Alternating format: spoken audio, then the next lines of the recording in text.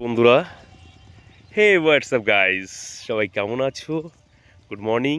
সকাল সকাল চলে আসলাম নতুন একটা ভিডিও বানাতে। আমি আমার গম খেতে নিয়ে চলে আসলাম। দেখো, দুদিন আগে জল দিয়ে গেছি গমে, তো গমগুলো জল দেওয়ার পরে শুয়ে পড়েছে। আর তার থেকে একটা গজব কথা হচ্ছে, গম পেকে আসার সময় এসে গেছে, অনেকটা গম হলুদ হয়ে এসছে। আর এই রকম পরিস্থিতিতেও গমে কিন্তু অত্যাচার হচ্ছে। সেটা কে করছে জানো? সেই অত্যাচারটা হচ্ছে আমাদের সার ভোলেনাথ।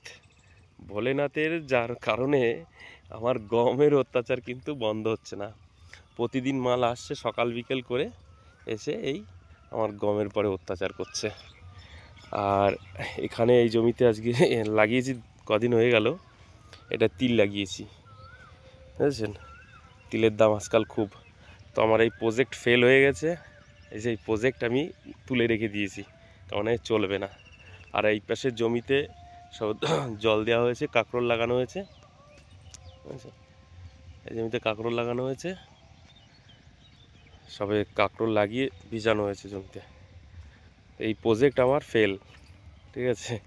ভেবেছিলাম যে তিলের মাঝখানে দিয়েই করবো, তা আমার বাবাকে বলছি, বাবা বলছে একদম লাগানো যাবে না, একদম ফালতু, এতে দিয়ে জল দেওয়া যায় না, শ্যালো মেশিনটাই ঠিক আছে।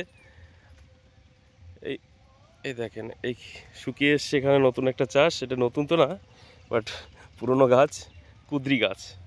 দেখেছেন কত সুন্দর ফুল ফুটেছে। এটার জন্য একটু ট্রিটমেন্ট করতে হবে কুদ্রি গাছটার, তা আবার হয়ে যাবে। এই মাচায় সিম ছিল, সিমটাকে তুলে আবার নতুন করে কুদ্রি গাছ ওঠানো হচ্ছে। মাচা ভাঙা যাবে না, একবার মাচা ভাঙতে গেলে অনেক সমস্যা, ঠিক আছে? প্রতিটা কুদ্রিতে ফুল এসে গেছে প্রায়, দেখেন। আর এতে সার দেবো, সার জল দিলে এখন মোটামুটি মাচা ভরে যাবে। আর কুদ্রিও এসছে, এই দেখ, কুদ্রি এসে গেছে, বলবো না যে কুদ্রি নেই, দেখা যাচ্ছে কুদ্রি। তো বন্ধুরা, আমার মাঠ পরিচর্যা, এটাই আমার কাজ। কাজ তো আজকে কিছুই নেই, গম খেতে এসেছি, সকাল বিকেল আসতে হয়। শালা এই একটা সমস্যা যে এই সারের অত্যাচারে আমি বিরক্ত হয়ে গেলাম। গম পাকার পরিস্থিতিতে এই মুহূর্তে কি করছে, ও সারে এসে গম খাচ্ছে। বলেন এ কি সহ্য করা যায়? তো যাই হোক, গমটা একটু দেরিতে লাগানো হয়েছিল, সেই হিসেবে ফলন খারাপ আসেনি।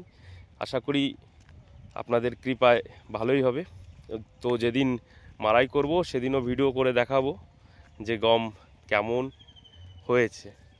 তো বেশি বেশি আর গোটা 15 দিন পরেই আমার গম কাটতে হবে। অনেকটাই, এই দেখেন, অনেকটাই হলুদ হয়ে গেছে। গমটা কাটার একটা নিয়ম আছে। এই গমটা হলুদ যে হয়েছে, এই গমটা নুইয়ে যাবে, কোঁকড়া হয়ে যাবে। যখন কোঁকড়া হয়ে যাবে তখনই কাটতে হবে, তাহলেই পুষ্ট হবে গমে, বুঝলেন?